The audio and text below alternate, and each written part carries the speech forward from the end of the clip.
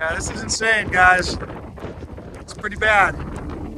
That's his awning wrapped around his table. It completely ripped off his trailer. Yeah, I mean, this is insane.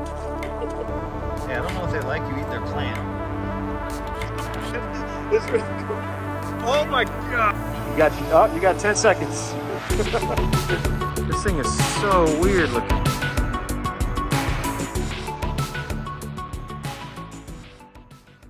We have arrived. Coming to you from Nehalem State Park on the beautiful Oregon coast. Right, so this campground, we're about 20 minutes south of Cannon Beach, which is bigger city is Seaside.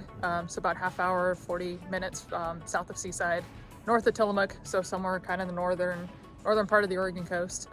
There's like 300 campsites in this campground. Yeah. In the summertime, it's totally packed. Here, I was able to book it 2 days ago. So That's one thing about fall camping. You can always find a spot. It's amazing. Here's all of our neighbors for the week. There's like a van, a car way down there, and then down here, nobody. All right, so that's what I call being on the level. Just to touch off, I mean, these sites are so level for the most part, just perfect spots, but every once in a while you have to put down some blocks to level it. The nice thing about the blocks that we have, they've got some that are thicker and then some that are thinner. So in this case, we're probably off maybe a 1/4 inch, and they have 1/4 inch sizes, which are perfect. So, all right, so we are now signing up for our week-long stay.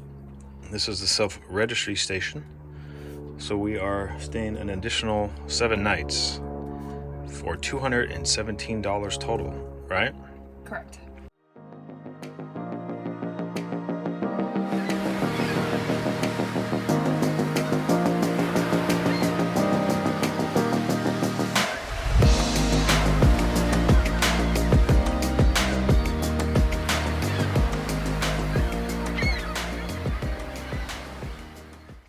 So we were just driving out to get some dinner, and look what we came across.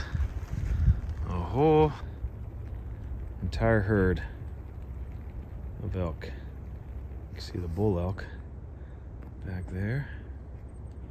Got the horns. So I'm gonna take out the old camera and see if I can get a few shots of these cool guys. All right, so that's how you end a day on the beautiful Oregon coast. It was quite the sunset. I don't think we're going to get too many of those this week, so glad that we had a chance to enjoy this one, although it is pretty cold. It's quite the fire you got there. I like it. Give me the pyro. That's a good one, Annette. Not as much wind, which is good. But those are definitely some crackling logs. How quickly things change on the Oregon coast. As you guys saw yesterday, it was absolutely beautiful, perfect blue sky, and now we are getting absolutely drenched. The wind is probably 15 to 20 miles an hour, and the rain's been nonstop all night and day. So we're starting to see a little bit of flooding starting to happen, and Thursday is supposed to be even worse with double the amount of wind. So this is how we have to walk sideways because the wind and the rain are hitting us so hard. So this is how working remote out of the clam is. We got a little heater down there, and the only concern is if this thing floods any worse, and it's going to come right underneath the tent, of course. So hopefully it'll dry out a little bit, and we can always bail the water out if we need to. Yeah. It seems like it's kind of raised around the outside edges, so I'm hoping that we're a little bit elevated here. I tried looking at that before we set up the tent to not put me down in a big hole. Nice thing is we have this tonneau cover that is going to keep all of our stuff secure. I don't know what we would do if we didn't have that, because everything would just be out in the elements, and we just don't have enough storage in the trailer for all of this stuff. So as you can see, this thing is just completely full with all of our stuff. So highly recommend you invest in a good tonneau cover. Oh, come on, rain.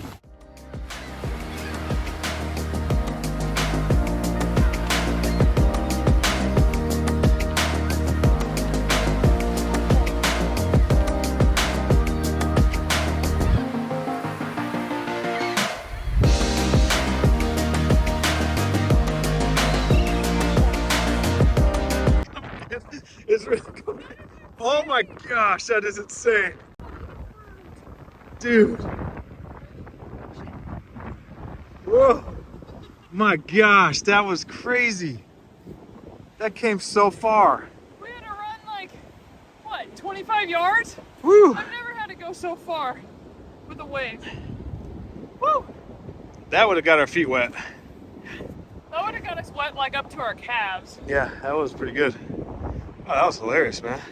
So we're supposed to have a storm with up to 60-mile-per-hour winds that could cause some damage with some tree limbs and things of that nature. So we are going to, unfortunately, be having to move sites. We went around a little bit today, scouted out some of the sites that we want to move to. Found a couple of them that don't have as much tree overhang as this one does. All right, so we just talked to a ranger. Good timing. He was right next to us driving around when we were pulling out. Talked to him about the storm that's coming in. He's actually gone around and put some cones in front of some of the sites because they've already identified some trees that are what they consider hazardous. So we know not to pull in one of those spots. He also told us, since we're only about 25 feet, to check the inside loops and see if there's any availability in there because they had a storm almost identical to this just a couple weeks ago.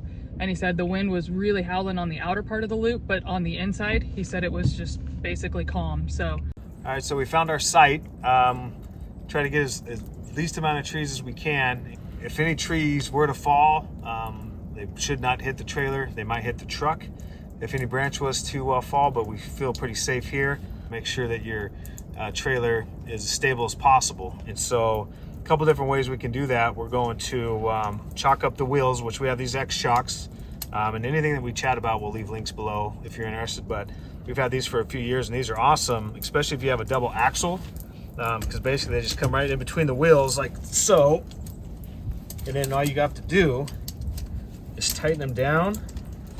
It keeps the wheels from moving, and so not only does it keep your, not only do they act as chocks, but they also act almost like stabilizers. They keep the trailer from swaying back and forth. So when you're inside, we're going to put these stabilizers down, which will keep it from rocking this way, but these X shocks actually keep the trailer from moving this way. And so when this wind hits us from the south or southwest, it's going to come right here, and it's probably going to shake the trailer quite a bit, but having any of this stabilization should help.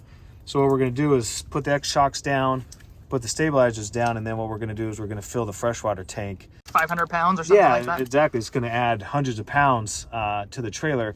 And again, do we really need this? Probably not. We're just doing it really a little bit for the video, but also a little bit of peace of mind. But if you are staying somewhere that does have really high winds, it is important just to keep your trailers absolutely stable as possible. They also say that you can keep it hitched up to the truck, which is a great idea if you can. But in our situation, unfortunately, the bed's in the front, so we'd be sleeping with our heads down, and that's almost impossible to do. So we're not going to do that. We're just going to go ahead and unhook it like we normally would. Kind of locked down and stable.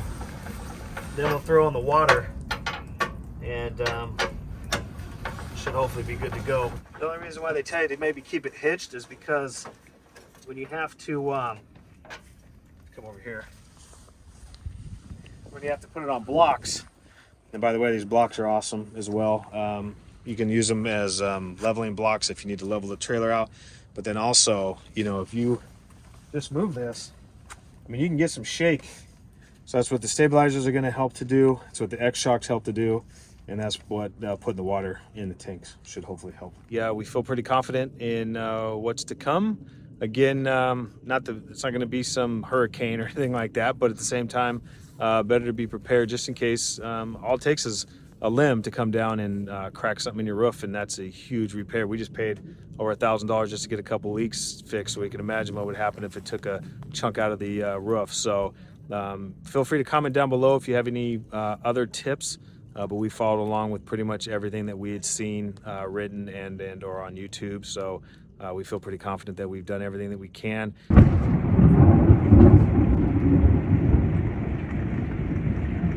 So we just had thunder that literally shook the trailer.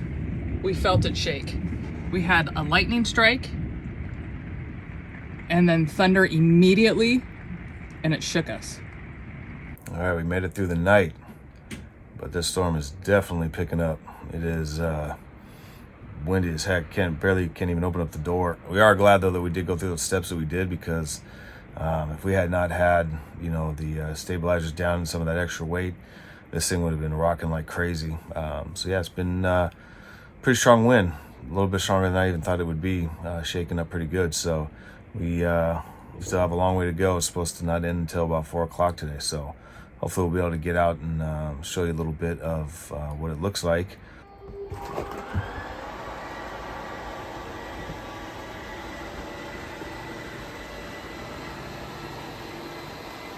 All right, so we had to pull the slide in. Luckily, you still have all your room. It's pretty funny how it works out in this trailer, that even with the slide in, you can still function and get around. I know that wouldn't be true with every trailer, but we're pretty lucky in that respect. As we said earlier in the video, you got to make preparations for it, and this is what happens when you don't. This is the guy next to us. That's his awning wrapped around his table. It completely ripped off his trailer and was flapping all night. All right, so we're going out to brave it. Unfortunately, once we get out there, you will not be able to hear us. It is pouring rain, and some pretty strong wind. Not quite the 60 miles per hour that we had last night, but that's supposed to come back again this afternoon. So we're gonna go out, try to go for a walk, look around trailer, make sure there's no kind of damage or anything. I think everything's fine. Kim saw some branches down, so we'll be curious to walk around and see if any trees fell over.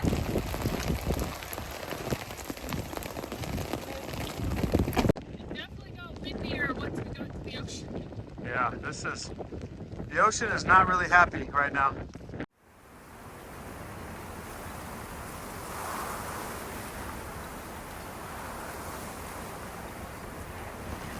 Kim and I were just mentioning, we've been coming to the coast for, I don't know, 30 years, 20 years, and we've never been on the beach when there's been this much rain.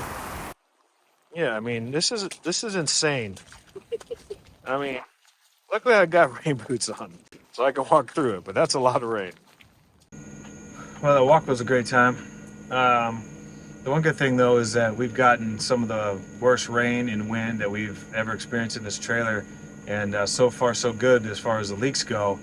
We haven't had any kind of issue. I went up on the roof yesterday to kind of preparation-wise to look through things, and everything looks to be sealed up really good. It seems like Camping World did a really good job with the leaks, and so far so good. And I imagine if it's not leaking now, it's not going to be leaking anytime soon. And what did you just say to me? I don't know what I said to you. You said you miss working the clam so you didn't have to see me. Yeah. I do. I missed my privacy. That's so rude. Why wouldn't you want to just sit right across from me and work? It's fun. For 8 hours out of the day. Yeah. I think we spent enough time together. I don't need to be like this close to you. Yeah, well, while we're working too. I'm gonna zoom in on you. Nice. Close up. Extreme close up. All right, so we're heading back into Cannon Beach to try out a new restaurant. See if there's another sunset tonight. Looks like the sky might be a little bit better, to try to get a shot of Haystack Rock. And as we're driving by, we get to see this. Hello, guys. Look at those beasts. What's funny is they're just in everybody's yards. They're sleeping. Oh, look to my left. Look over here. Gosh, this is hilarious. This is somebody's yard. And then there's somebody else's yard. So this one here was about to jump over this fence to get to those bushes. What are you doing, crazy guy? Yeah, I don't know if they like you eating their plant. He's just digging in that thing. Look Yeah, at. they're not home. Hi.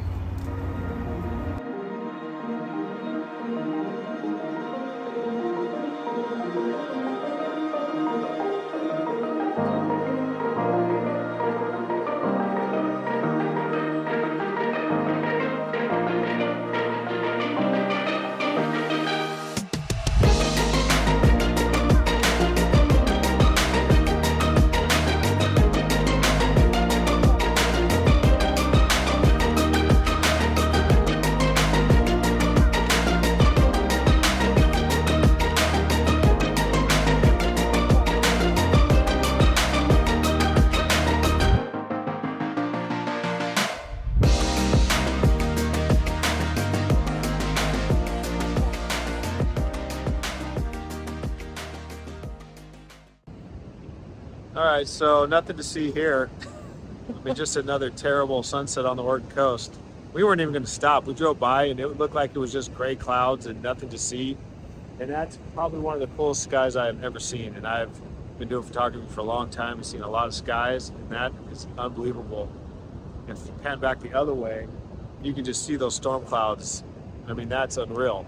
And the blue sky came out, and now we've just got the most epic sunset that I've seen on the Oregon coast. People talk about it all the time. I see photos all the time, and now we finally get to experience one for ourselves. So pretty awesome.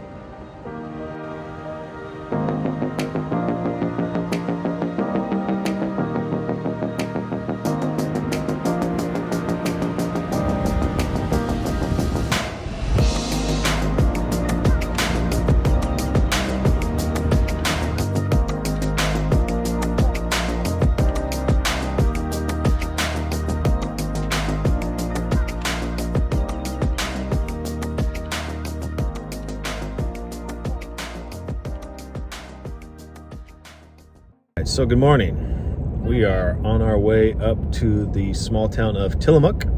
So we thought today, instead of going on a hike like we thought we would, we're gonna go check out the Tillamook Air Museum. And then hopefully maybe if we have time afterwards, we're gonna go by the cheese factory. Now we always kind of like to go through there. So there's a lot of stuff to do on the Oregon coast if it is rainy and stormy, other than, you know, hanging out on the beach and getting blown away like we've been doing the last few days. So. Hey, I'm flying in here. Hey, what are you doing? I'm flying in here.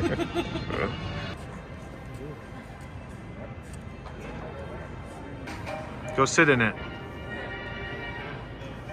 There's so many instruments. We'll go ahead and take it for a flight. So this is a trainer, and they said you could get in it. Look at that. I mean, it's like there's stuff everywhere. And on this side too. TWA 134 going to departure. Good day. Departure control TWA 134 on heading 310, climbing to 5,000. So this is absolutely incredible in here. The amount of detail, all the different, like the battles of Normandy, the invasion. I mean, it's just speechless. Yeah, put a lot of work into this. This is really incredible.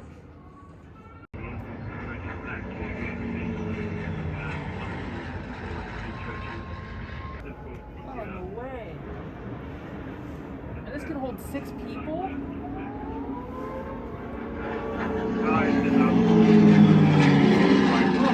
That tripped me out. Come in here and look to your right. Don't look in. Ow. Oh, there's a person in here.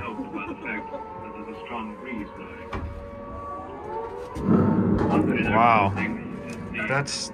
Could you imagine living in this? War is hell, as they say. Imagine hearing that siren.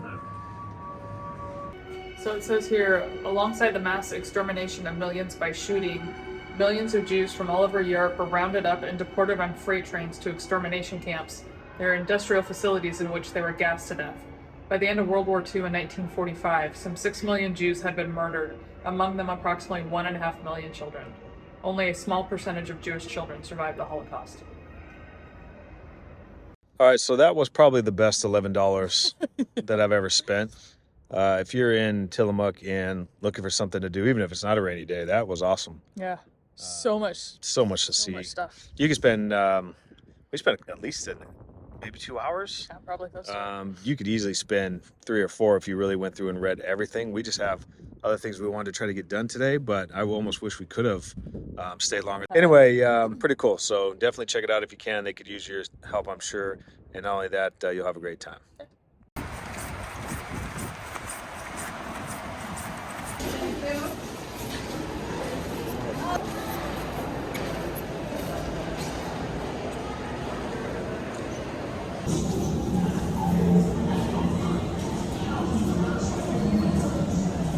Feed the baby.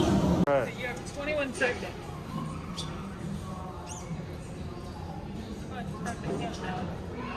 Push the button and go for it. No, you have to put those things on their thing. Yeah, like that. You got 10 seconds. You got 10. Hey, you did it. So today we're combining my two favorite things. Camping, cheese. The best cheese ever. Best. $35. Aged over 2 years. Nice.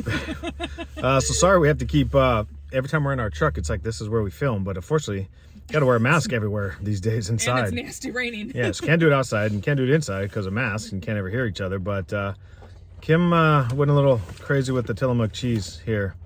Hey, but when you spend over $100, you get a free bag. Oh, man. Anyway, so yeah, Tillamook Cheese Factory, just a cool little spot to stop off of. We've been there so many times and you think, oh man, it can't be that much fun, but it's just, if you haven't been there in a while, it's kind of neat to walk around, see all the little history that they have. You can watch the people work, which is kind of odd that people get to just stare at you working all day. I would definitely not want that, but it's not me. And then of course they have their shop in there with all the different things that you can purchase, and I think we purchased one of every single thing they had. Kim does love the cheese. Yes, and we got something cool for the trailer. We got ourselves some little wine tumbler. So we had talked about coming to the cheese factory, so I came prepared, as trailer life will, allow you to be prepared. So we didn't have a cooler this time around. So instead I grabbed a garbage sack and my freezer packs. So we got about a 40-minute drive back to the trailer. So now my cheese will stay nice and cold as we go back to the trailer. So we can afford to spend $100 in the cheese factory, but we can't afford to bring a $10 cooler. Anyway, back to the campsite we go. What do we got going on for dinner? Tacos. Is it Mexican buffet night? It is. Look at that, tacos.